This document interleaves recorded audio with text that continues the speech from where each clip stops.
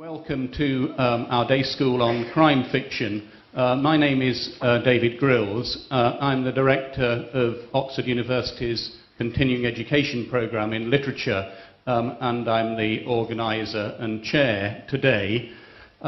You will have noticed already that we're in a different venue from usual. Some of you, I'm sure, have been to day schools in Rewley House. This particular event proved so popular that we had to relocate. And knowing how people who read crime fiction like to have a challenge and to follow clues, we picked this particular auditorium as a test of wits at the outset of the day. And I'm going to stick to time very strictly today because, as you know from the programme, although coffee and tea will be served here in the middle of the morning and the middle of the afternoon, lunch, for those of you who are booked in for lunch, will be served at Rewley House. You have maps. It's the other side of St Giles. Do be careful in the middle of the day, if you're in a state of excitement about the first two lectures, not to get run over as you cross St Giles. It's okay if you get murdered, because we've got enough people on the panel today who would be able to detect the murderer. But anyway, do be careful, and I hope that you get back in time in the afternoon. Coffee and tea, actually, when we end this session, you go out of the auditorium here and then turn left and follow it round, and there's a large room on the left where coffee and tea will be served. Well, it's my pleasure now to introduce our first speaker, who will be, I think, known to some people who have attended events at Rewley House. He's Peter Kemp. He's currently the chief fiction reviewer of the Sunday Times, and he's a visiting fellow of Kellogg College, Oxford. Peter is one of those people who did something that a lot of academics dream of doing, that is starting as a university lecturer and ending up as a broadcaster and journalist. He, as an academic, wrote a number of critical books on Muriel Spark, on H.G. Wells, on Edith Wharton, and since then he has edited the Oxford Dictionary of Literary Quotations. He's a regular broadcaster on Radio 3, Radio 4, programmes like Nightways and Front Row and Saturday Review and The Right Stuff, for which he has to write parodies of authors.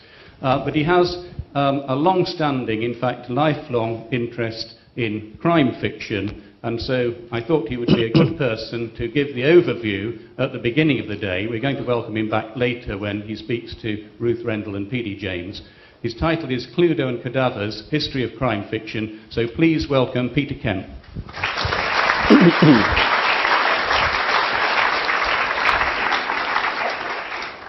Thank you very much indeed, David, and thank you, everyone. Good morning. Well, as David has just said, what I want to talk about this morning is British detective fiction, the murder mystery, the whodunit. And I've called my talk Cluedo and Cadavers in order to highlight what I see as the two central and contrasting features of the genre. On the one hand, The Whodunit is a book that presents you with a challenging puzzle. It's a kind of fictional game. In fact, it's very like a literary equivalent of Cluedo, the board game that in which you have to work out who killed Dr. Black, or Mr. Body, as he's a bit obviously called in the American version of the game. What was it, Professor Plum in the library with a candlestick, or was it Colonel Mustard in the conservatory with a chunk of lead piping? It's something that's nicely unreal. It's an entertaining brain teaser that tests your powers of observation and deduction, or just your skill or luck at guessing. On the other hand, The Whodunit isn't just a game. It's a game that involves something that we usually take very seriously indeed: corpses, cadavers, violent death.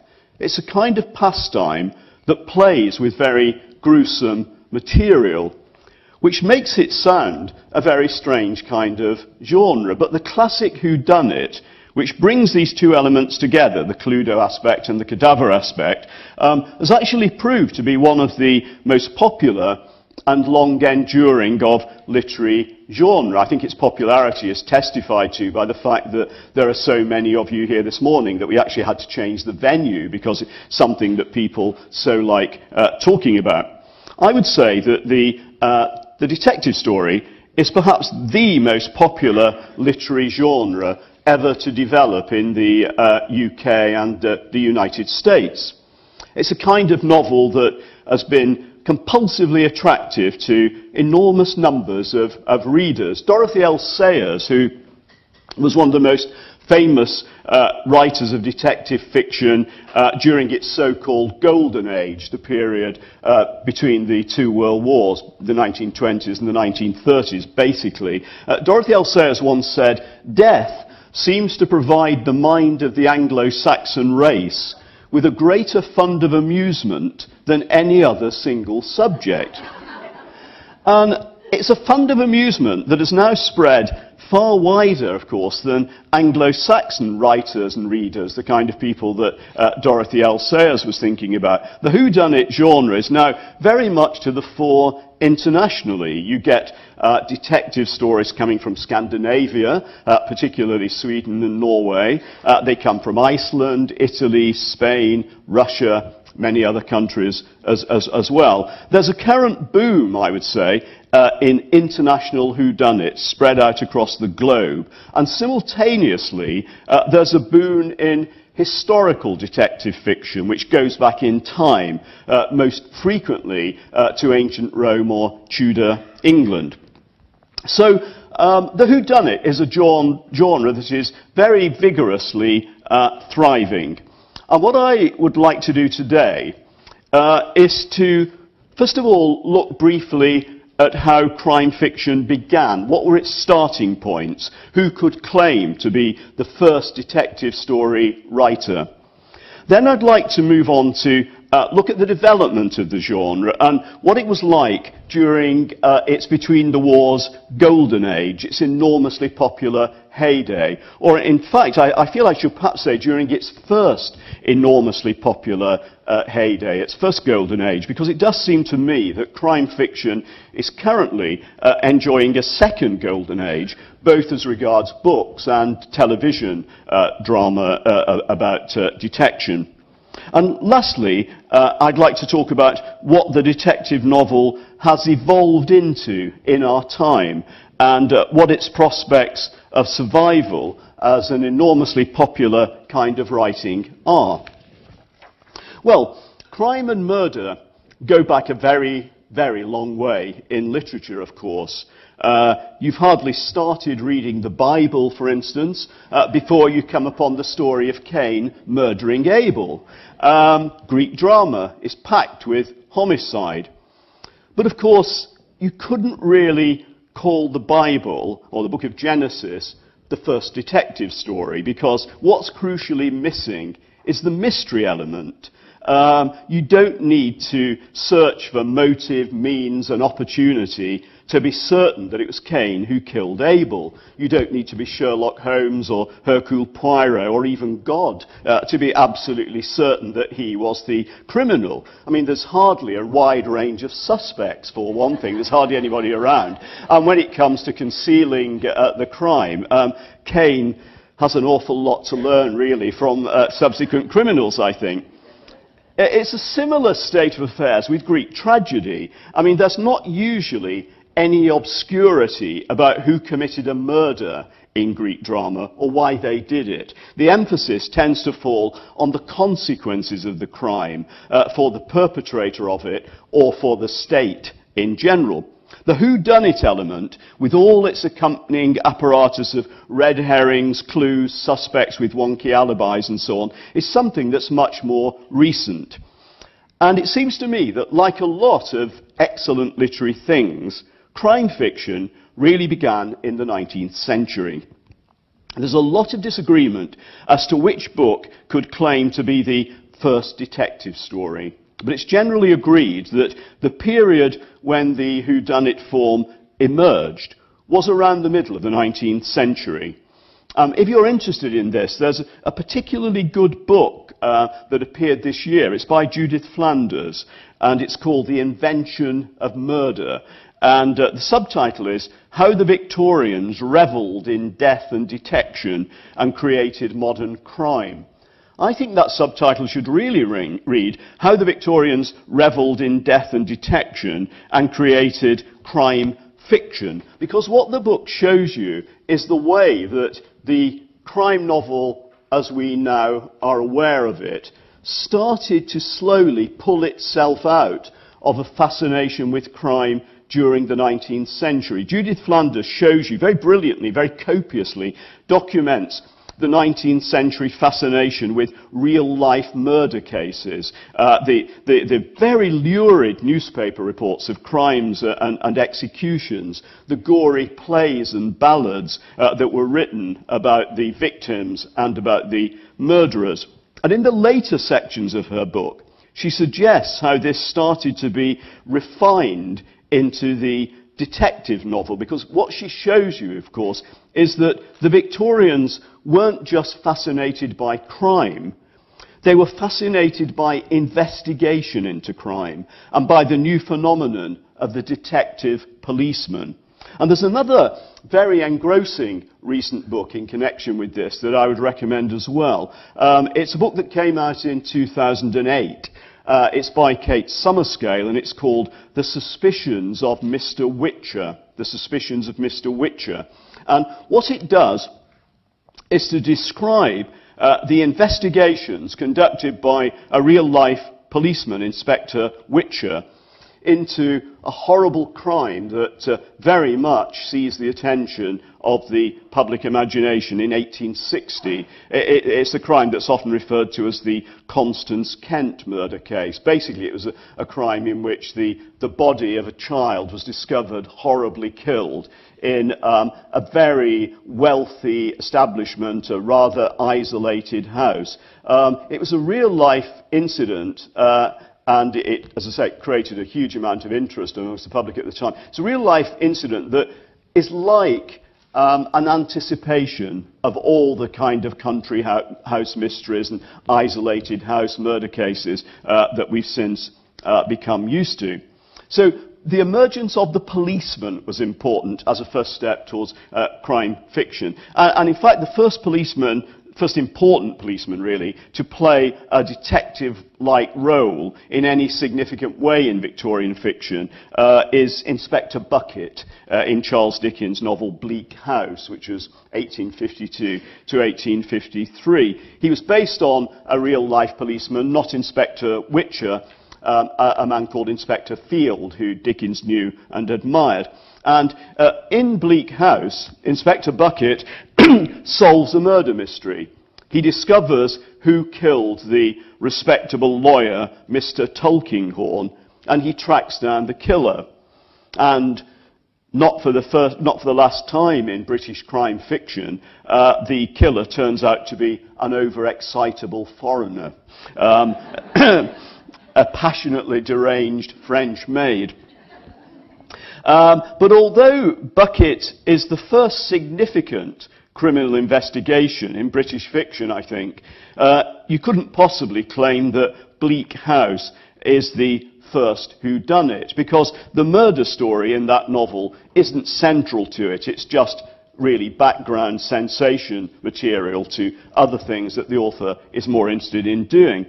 A novel in which a whodunit mystery is central was one that was written by Dickens' friend and professional associate, Wilkie Collins. It's The Moonstone, which was published a decade and a half after Bleak House it was published in 1868. And I know that P.D. James, who we'll be hearing from later, regards it actually as the first whodunit. I mean, it's a novel that certainly has all the elements you'd associate with the genre. The crime takes place in a closed community. It takes place in a house that's been shut in for the night. There's a very limited circle of suspects. There are a lot of clues and false leads and multiple motives and suspicious behaviour. And there's an investigating policeman called Inspector Cuff, who is very closely modelled on Inspector Witcher. But the only problem, I think, about the claim for The Moonstone to be the first detective book is that the crime isn't murder. The crime in The Moonstone is the theft of a fabulously valuable jewel that's been brought back from India, where it was looted from a temple. And so it's not the murder mystery that The Moonstone pioneers. Wilkie Collins, who was a leading exponent, he's very good at spotting market trends, as it were, amongst readership in the 19th century. He'd spotted, I think, the appetite for this kind of material. I mean, he was a leading exponent of the sensation novel that gave the readers lots and lots of very wild, lurid adventures. He saw the potential of the whodunit genre, but he didn't push it towards what became its ultimate and almost platonically ideal form, the murder mystery.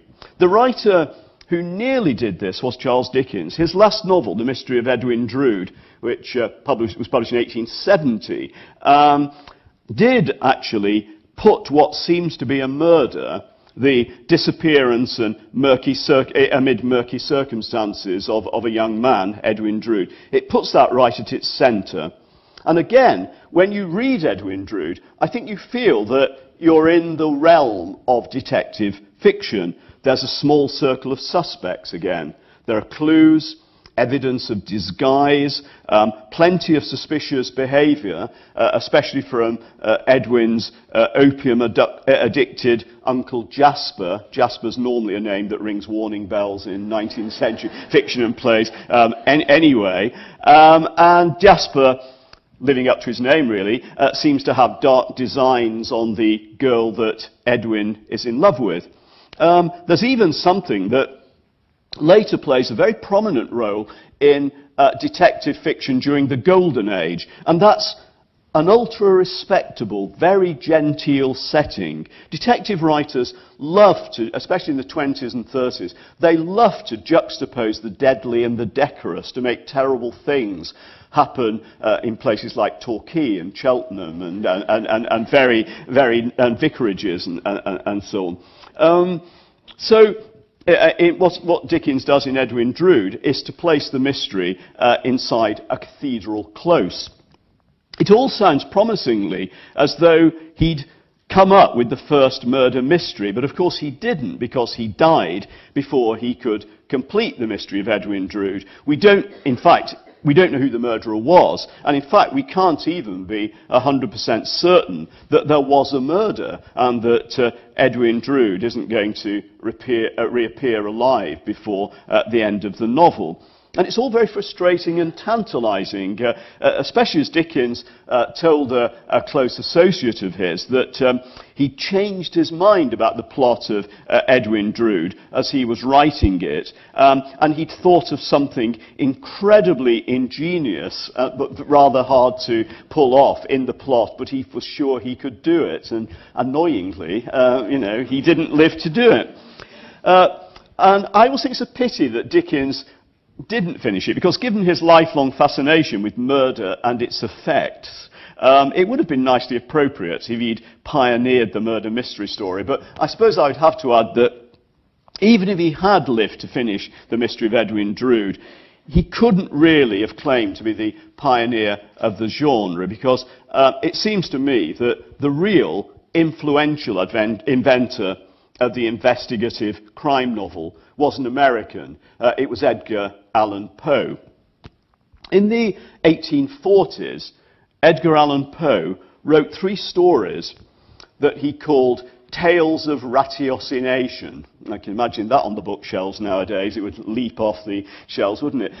Tales of Ratiocination, Tales of Reasoning, Tales of Using Your Mind. And there were 3 of them, as I say. First one was The Murders in the Rue Morgue, 1841. Then The Mystery of Marie Roget in 1842, and The Purloined Letter 3 years later, 1845. And it's The Murders in the Rue Morgue, the first one, that really offers the combination of violent death and puzzle solving that I think obviously hallmarks the genre we're going to be looking at from different angles today. The mystery that The Murders in the Rue Morgue poses is an exceptionally grisly one.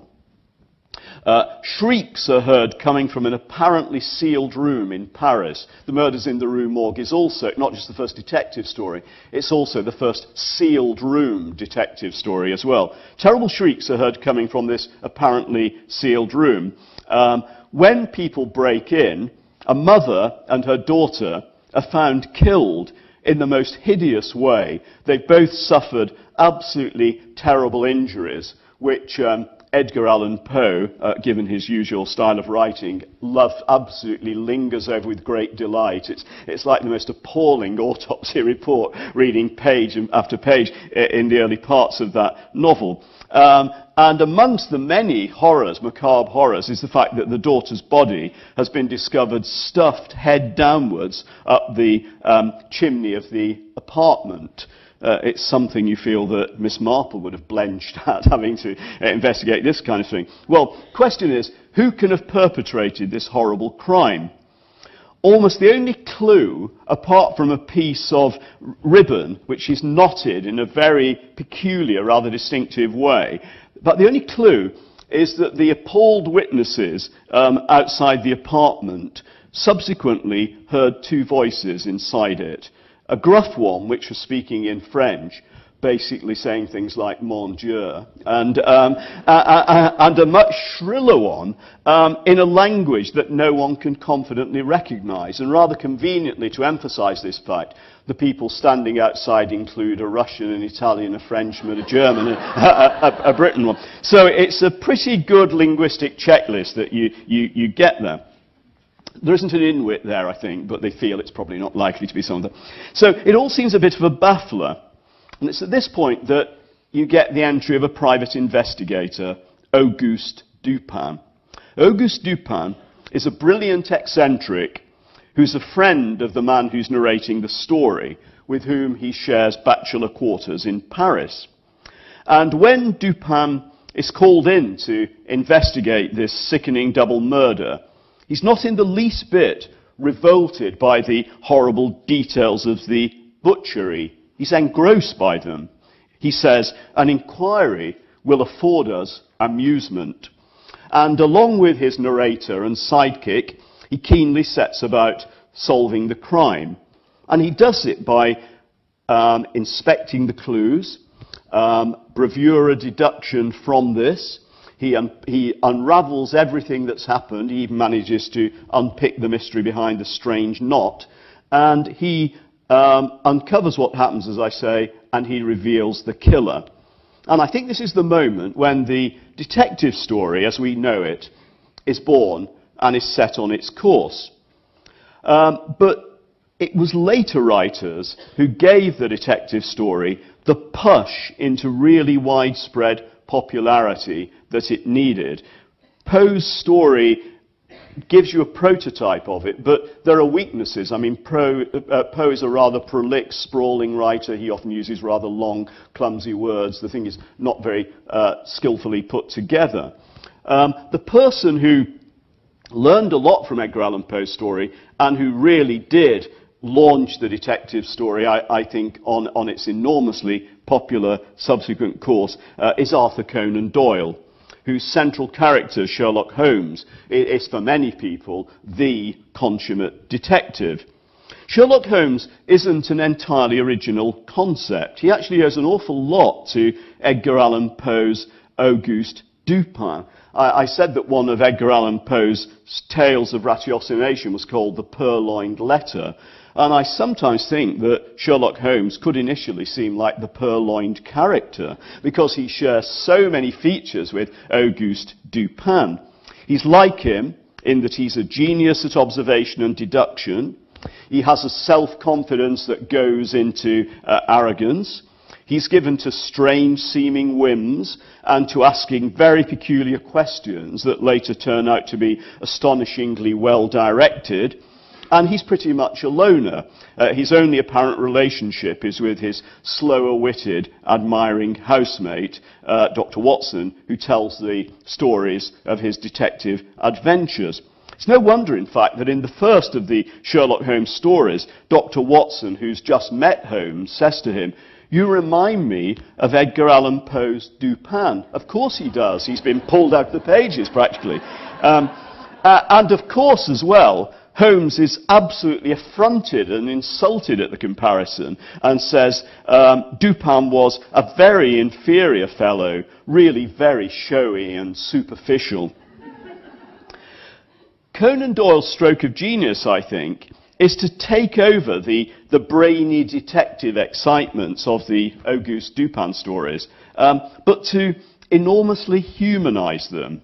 For instance, he makes the relationship between the detective and his narrator companion something much warmer and funnier and more interesting than it is in the Edgar Allan Poe stories. And also, he surrounds the two central figures, Holmes and Watson, with a really vivid cast of characters from a wide range of places, who are all, of course, seeking solutions to bizarrely puzzling problems.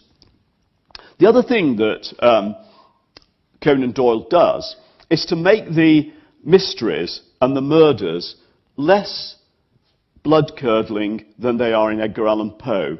And also, he heightens the emphasis even more on solving a mystery by the process of reason. With the Sherlock Holmes stories, I would say, the balance shifts even more from, if you like, the cadaver, the flesh-creeping aspect of the whodunit, to the Cluedo aspect, the brain-teaser aspect of it. And as a result, the detective genre really captures the public imagination and appeals to a vastly wider audience, not just fans of the macabre and grotesque and eccentric as you would have had with Poe. Conan Doyle introduced Sherlock Holmes to the public in a novella called A Study in Scarlet that was published in Beeton's Christmas Annual in 1887, and didn't actually make that much of an impact compared with the later stories. It was the later publications that did this. I mean, what Conan Doyle did was he started publishing shorter stories in the Strand magazine. That's the magazine in which you get the famous, iconic Sidney Paget illustrations that stamp on your image of Holmes, the deerstalker hat and the pipe and so on.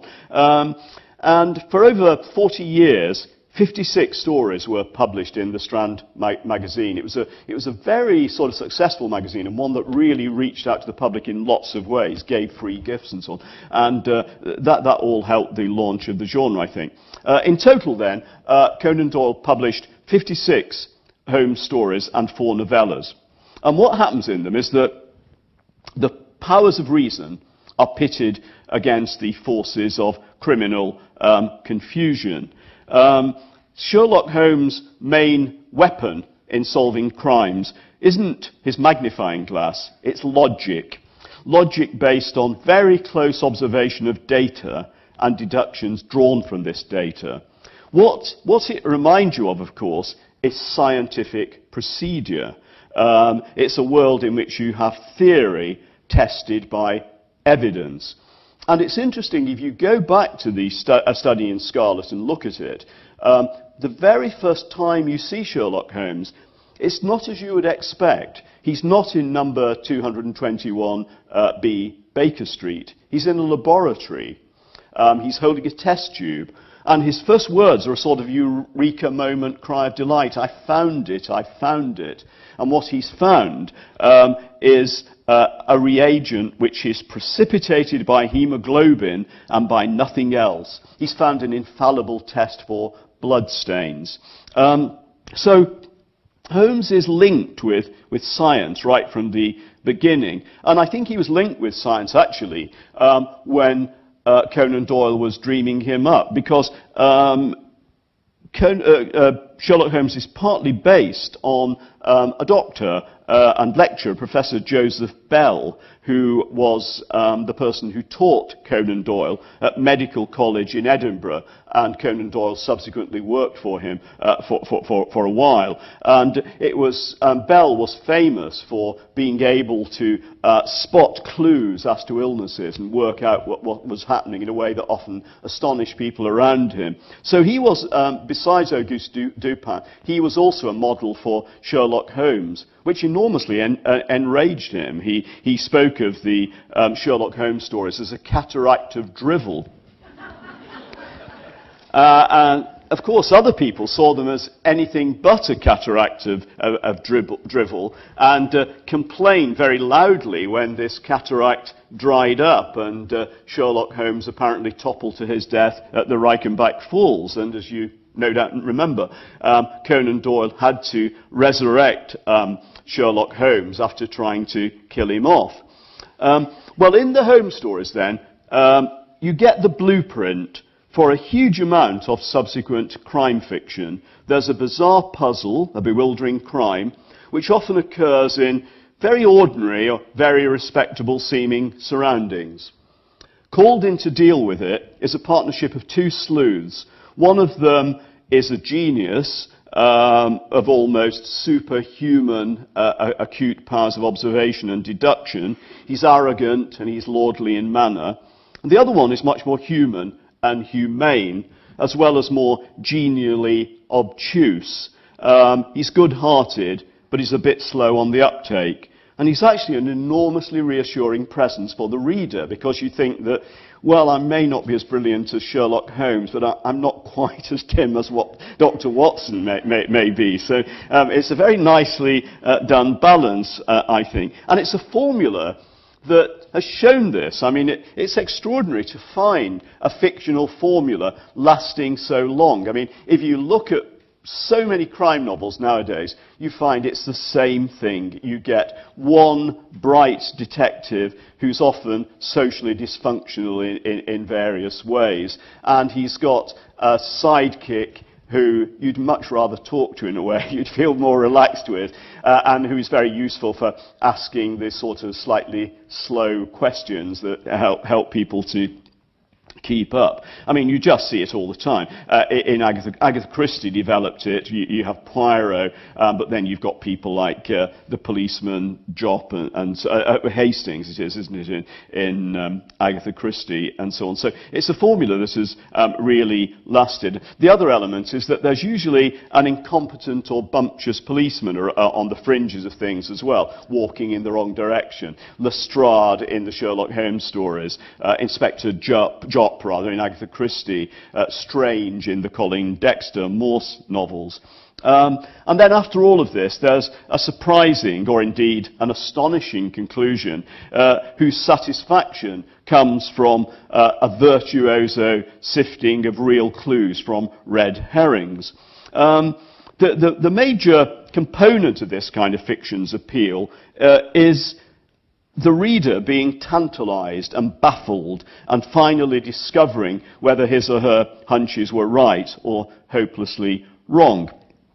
And it's a fictional blueprint that has proved just enormously appealing to huge numbers of people. The poet W.H. Auden, who once wrote a famous essay about crime fiction and its appeal called The Guilty Vicarage, said, "For me, as for many others, the reading of detective stories is an addiction like tobacco or alcohol."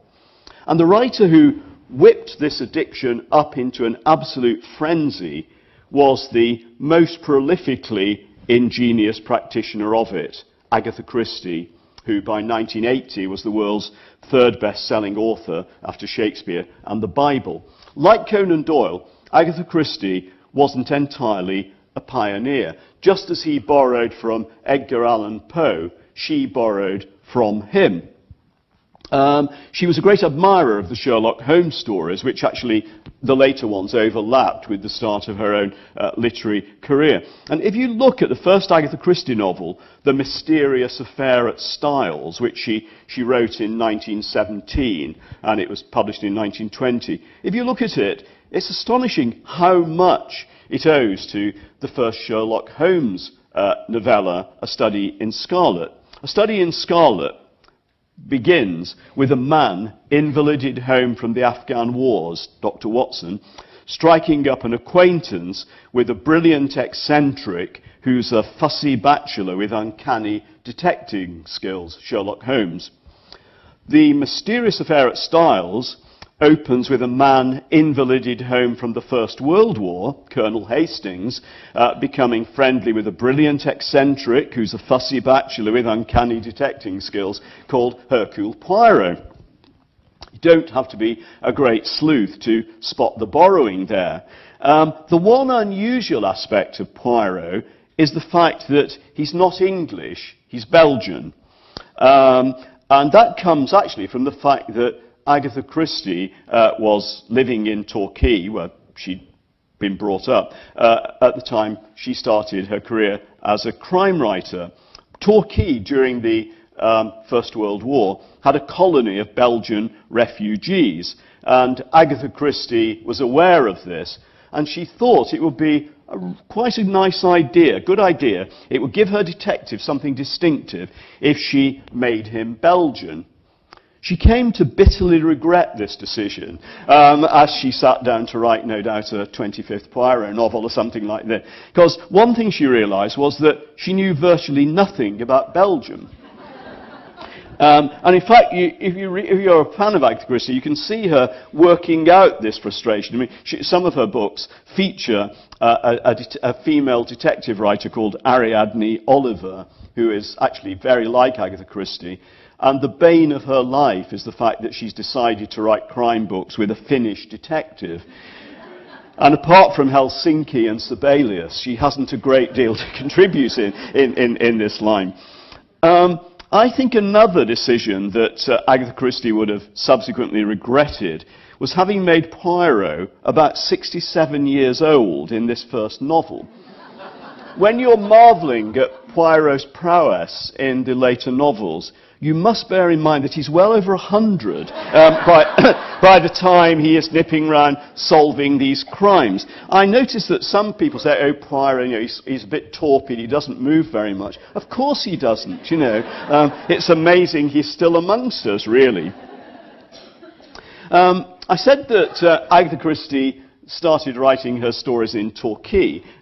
Torquay is, of course, or was, particularly when Agatha Christie was writing, as a very genteel place, very sedate and staid. And that was the kind of background that Agatha Christie came from. It was an upper middle class family. It was a life very comfortable, very affluent, a life of croquet parties and fancy dress balls and tea on the lawn and so on. And I think that gave her an awareness of what an effective background this kind of setting would be for purposes of contrast and so on in crime fiction. And I think she's the person who really got underway this feature of crime fiction, that terrible things happen in rectories, vicarages, sleepy, picturesque villages and so on. The titles of her novels often bring this out with incongruities. The body in the library, the murder at the vicarage. During the First World War in Torquay, Agatha Christie worked as a volunteer nurse, which again was very influential on her fiction. She worked in the hospital dispensary, which actually seems to have been a rather sinister establishment, because she had a boss who, from her accounts of him, was extremely creepy. He liked to walk around with a lump of poison, curare, in his pocket, because he said it gave him a sense of power. And poison is actually, poison of course is a fairly non-messy mode of murder on the whole, especially the way it's presented in Agatha Christie's novels. That's the means of murder that she really loves. On my reckoning, 83 of her characters die of poisoning. In the very first one, someone is dispatched with a lethal cocktail of potassium bromide and strychnine. And one of her very best novels, I think, is one called Sparkling Cyanide. And she always said that of all the reviews she received in the course of her very long lifetime of writing, the one that gave her most pleasure and satisfaction and made her feel proudest was one that appeared in, of all places, the Pharmaceutical Journal, and complimented her on the fact that her knowledge of poisons could not be faulted. I said earlier on that Colonel Hastings, in The Mysterious Affair at Styles, had been invalided home from the Western Front. Poirot is also a Belgian refugee, another kind of casualty of the First World War. And it's sometimes argued that the enormous popularity of crime fiction after the First World War was related to the carnage on the Western Front, that after all that meaningless slaughter, readers liked being taken into a world where violence could be explained and resolved and got rid of. There was something slightly therapeutic there. There's something consoling and relaxing and reassuring about the books, even though they're dealing with violent material. And certainly Agatha Christie was the person who helped to get this widely into circulation. As you'll no doubt know, she wrote books about two detectives, Hercule Poirot, about whom she wrote 33 novels and a lot of short stories, and Miss Jane Marple, about whom she wrote 12 novels and, again, quite a lot of short stories. They're both reassuring figures. Poirot is presented, he's from the Holmes mould, he's presented as intellect incarnate. He's a dapper, less daunting version of Auguste Dupin or Sherlock Holmes. He's someone, like them, obsessed with orderliness and neatness. Not infrequently actually solves crimes by noticing that something's jarringly out of place. And one of the things he's always doing in the novels is pushing little bits of paper straight and putting vases exactly where they should be placed and so on. He's obsessed with symmetry and precision and the all-importance of what he calls the little grey cells. Miss Marple's a bit different. She's sharp as a needle when it comes to observing things, but she basically solves crimes not so much by deduction as by a kind of Crozy cross-reference. What tends to happen is that a suspect's behaviour will start to awaken suspicions in her because it will suddenly remind her of a rather unsatisfactory gardener who wreaked havoc with her delphiniums before a phase, or a dishonest parlourmaid who pilfered a silver tea caddy in St Mary Mead, the ostensibly placid picture postcard village where she lives, and which over the years has come to seem more and more like the homicide capital of the Western world. I think it's only rivalled by Midsummer in the Midsummer Murders on television. Poirot and Miss Marple often refer gravely to evil, but in fact the crimes that they solve are kept as unmessy as possible, so that things are physically and emotionally undisturbing. What you get in Agatha Christie's novels almost always are very sanitized slaughterings. They're devoid of physical horror and continuing emotional distress. It's something that she was aware of, the fact that her books are puzzles rather than flesh creepers. I mean, she once very deliberately and teasingly underlined this in one of her books, that again I think is extremely good, a novel called Hercule Poirot's Christmas. There's an introductory note to that novel where she says she's written it specially for her brother-in-law because he kept saying to her, when are you going to write a good, violent murder with lots of blood? And what she does in this novel is to make it seem at first as though that's exactly what she does. The victim in Hercule Poirot's Christmas is found drenched in blood. The murder scene is very untypically for her, absolutely dripping with it. But this turns out eventually just to be another instance of her customary tricksiness. The blood isn't at all what it first seems to be. And in fact, the plot turns out to depend not on bloodshed, but upon bloodlines, on ancestry and parentage. Well, bamboozling the reader's expectations is, of course, the main aim of Agatha Christie's writings, and also of a lot of other Golden Age writing as well. With Agatha Christie's books, I think she's unrivaled as an ingenious deviser of whodunits. It's very, very hard to guess who the murderer is going to be in an Agatha Christie novel. And that was partly because, in many cases, she hadn't the faintest idea herself while she was writing the book. Fairly recently, her notebooks were published, and they are extraordinary. I mean, they were scribbled down into like cheap jotters and exercise books and so on. Her ideas for plots and things are all jumbled up with telephone messages and recipes in a way that's a bit disconcerting, because you find things like try strychnine in mouthwash, or prussic acid in smelling salts, ? And then buy asparagus for tea. And so, but the other thing that's very, very surprising, it was very surprising to me, is that she often would be halfway through a novel before she decided who the killer was. And I think that turned out to be terrific strength, because that's why you keep thinking, is it this person, is it that person, is it another person?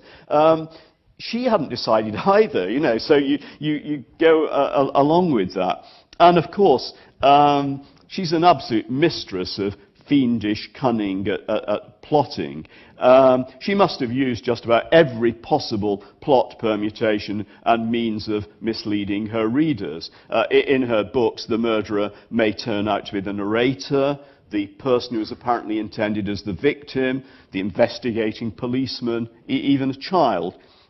In one novel, all of the suspects committed the murder together. In others, characters you barely notice because they seem not much more than walk-on parts are actually killers. So Agatha Christie is sometimes sniffed at for producing characters who seem stereotypes. But in fact, I think that can be a very useful device for her purposes, because the reader's mind's eye glides over these characters without paying too much attention to them, because they seem just like some stock figure in the background, until Poirot or Miss Marple show that they've got hidden murderous depths. And the same thing is true of her prose, I think. Again, people can be very critical of her prose, which I don't think is so terrible. It's workmanlike, but okay. But it serves its purpose. It's flat and colourless, and it doesn't get in the way of the plot. I mean, what she wants to do is to set a puzzle, and she does that with incredible stripped-down efficiency, I think. Her books are puzzles primarily. They're not contributions to the study of criminal psychology or exhibitions of the horror of homicide. Her titles often highlight the fact that these are games. She likes titles that bring out little patterns, like the ABC murders, or she often has novels with titles that are taken from nursery rhymes, like One to Buckle My Shoe, A Pocket Full of Rye, Five Little Pigs, Three Blind Mice, Hickory Dickory Dock. So again, it's emphasizing the game element. One of her very best novels, in fact, Cards on the Table, is about people playing bridge. And in a way, her novels are almost like this. You're trying to guess what's behind what's on the other side of the card. The 1920s and 1930s were great decades, the great decades, I think, for the vogue of for the crossword puzzle and the jigsaw puzzle. And the whodunit seems to me to fit into this same phenomenon. And of course, Agatha Christie wasn't the only writer producing whodunits in large numbers. There were other writers, often women in Britain, Ngaio Marsh from New Zealand, Marjorie Allingham, Dorothy L. Sayers. They tend to work within a convention. They produce remarkably similar worlds. They focus on closed little communities, usually, snowbound country houses and Oxbridge colleges quite often, locked at night, cathedral closes, which were locked up at night as well. They like these closed-in little communities. I mean, with typical ingenuity, Agatha Christie didn't only realise that, but added variety to it, because she suddenly hit on the idea of having mobile closed communities, like a steamer on the Nile, or an aeroplane flying from Paris to Croydon, so she got a mixture of things. And of course, what the setting they all seem to like most of all is the quaint village, the kind of picturesque archetypal English village in which the fatally nosy spinster Miss Goodbody gets garrotted when she's cycling to St Saviour's Church to do the altar flowers, or the retired major in Mafeking Cottage expires because somebody puts weed killer in his Worcester sauce. They love this kind of thing, and they love killing people in as complicated a way as possible. The murders in the Golden Age novels are as ingenious and elaborate as they can get. People are stabbed with icicles, they're poisoned with postage stamps, they're stunned to death by being trapped in a tower when church bells are ringing. P.D. James once wrote about Dorothy L. Sayers and said, "The murder in Unnatural Death is implausible. It is not really possible to kill someone by injecting air into a vein, at least not with a normal-sized syringe. I am advised that the syringe would have had to be so large that the patient would be more likely to die of shock on beholding it than from any effects of the injected air. And I personally could have advised Mr. Tallboy in Murder Must Advertise of many simpler and surer ways of killing his blackmailer than by climbing onto the roof and using a catapult through the skylight." I have to say my absolute favourite of these preposterously complicated means of murder is by Ngaio Marsh in one of her novels that opens with a concert in a village hall, and a female performer sits down sedately at the piano to play a piece by Rachmaninoff. And everything goes well for a few minutes, and then she presses her foot down on the soft pedal, and a booby-trapped shotgun hidden inside the piano lid shoots her between the eyes. I think that's stretching things a bit, and that's a weakness of the genre. The other weaknesses that go along with it are snobbery and the aristocratic toff detectives like Lord Peter Wimsey or Albert Campion, Roderick Alleyne and so on. One saw a wonderful cartoon of a butler moving forward holding a covered dish and lifting it and saying, "Your red herring, my lord." And I think that's very much the kind of world that you're in there. They're socially reactionary novels, but they're ones that were enormously popular. I mean, and were seen very much as an English phenomenon. William Trevor once said, "All over England, it seemed to me," he's talking about when he was younger, "all over England, it seemed to me, bodies were being discovered by housemaids in libraries. Village poison pens were tirelessly at work. There was murder in Mayfair, on trains, in airships, in Palm Court lounges. Golfers stumbled over corpses on fairways. Chief constables awoke to them in their gardens. We had nothing like it in West Cork."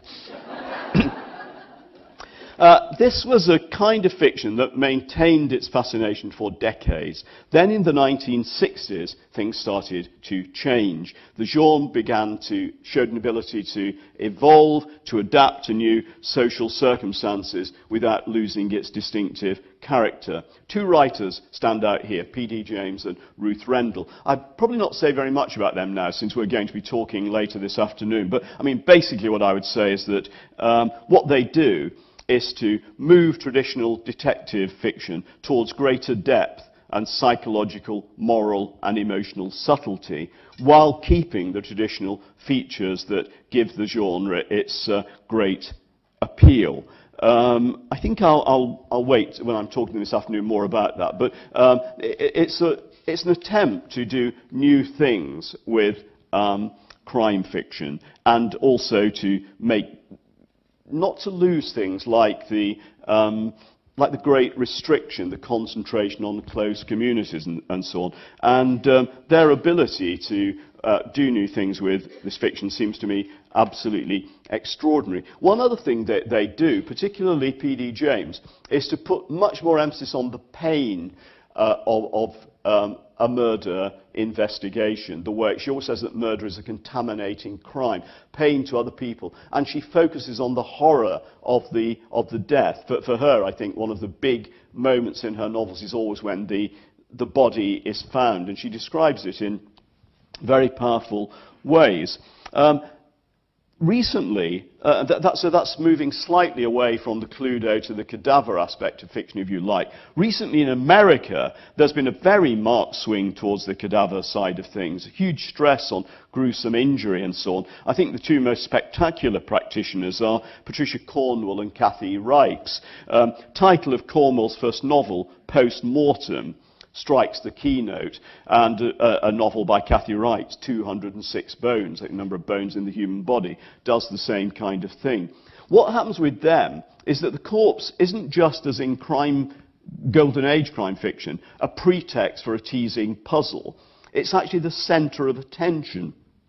Where the Golden Age novelists usually try to distract your attention from the dead body and its mess as quickly as possible. It's just really a pretext for getting the puzzle set up. These forensic crime detective novels delve into it with relish. The corpse becomes the focus of minute forensic inquiry, often described in unsparing detail. I mean, both of these writers have backgrounds in medicine, and their detectives are women who are experts in forensic pathology. The actual narratives tend to be just repetitive horror tales about serial killers, but the ingenuity and the engrossment lie in the investigation of the injuries and the mutilations. There's absolutely no shirking the hideousness of the corpse. The detective pathologists matter-of-factly refer to things like an ooze of liquefied brain tissue, or the seething yellow blanket of pale yellow maggots inside a body bag. Again, it's a long way from Miss Marple. And they don't only do that, they speak often in a dauntingly technical way. They say things to one another like, her PGM's 1 plus, 1 minus. Her PEP is A1. Her EAP is CB, ADA1 and AK1. When I read stuff like that, I feel a really strong nostalgia for the world of Conan Doyle, where Sherlock Holmes can tell by looking at a crumpled tram ticket that it must have belonged to a one-armed, cigar-smoking Russian Tsarist exile currently renting premises above an oyster restaurant in Whitechapel. What's interesting about the forensic detective novels is that they don't move away from the mess of murder to clues, like the the Golden Age books. They find clues in the mess of murder. So the puzzle corpse setup is relocated, but it's still there. And I want to end just by briefly speaking about this. It seems to me that this tension between Cluedo and cadavers, as I put it, is always going to be present in crime fiction, because I think that there's something in the imagination of the best crime writers that isn't just drawn to murder, but to pattern. I think crime writers tend to be very tidy-minded people. They love patterns. If you think of something like the American crime writer Sue Grafton, she's done a whole series of detective novels that whose titles are working their way through the alphabet. She started decades ago with A is for Alibi, and she's now just recently got to V is for Vengeance. Heaven knows what she'll do after, I don't know what Z would be for, Zoo or something. And sometimes another aspect of this taste for neatness is that they like to mark off particular territory for themselves, and they set their murder mystery within it. You're going to hear a lot more about this in the next lecture, because of course Oxford is one of the areas that has very much been marked out as a big centre for fictional homicide. Colin Dexter is a really good example of this. I mean, Dexter is someone who's very drawn to puzzles. He was a national crossword champion. He fills his books with subsidiary puzzles as well as the murder mystery. I mean, for a long time there was this big conundrum: what is Inspector Morse's first name? It begins with E, but what is it? And of course, all his Morse novels are set in Oxford. I think by the time Morse retired, he'd witnessed the filling of 81 body bags in Oxford with corpses murdered in Oxford, including 3 heads of colleges. And there are lots and lots of other murder mysteries set in Oxford as well. It's a highly hazardous place, Oxford, if you believe crime fiction. I mean, if you work on that or something, I mean, statistically, it's very unlikely that all of you will make it home tonight. And I would be very, very careful what you eat for lunch. I'd have brought packed sandwiches if I'd have been you. And there are other places, like other cities like this: Ian Rankin's Edinburgh, Donnellyon's Venice, Stephen Saylor's Ancient Rome, or eras like one of my favourite living contemporary crime writers, C.J. Sansom, his Tudor England crime novels. Well, everywhere you look in crime fiction, detective fiction nowadays, and it is, as you'll all be aware, a massively thriving and popular genre. Everywhere you look, you see authors whose imaginations are animated by a kind of force field between 2 opposing poles, between the desire to create brain-teasing patterns and a fascination with the disorder and the derangement that murder represents. It's a force field that I hope and think will long continue, because for more than a century now, it's generated a wealth of distinctive and compelling fiction. Thank you.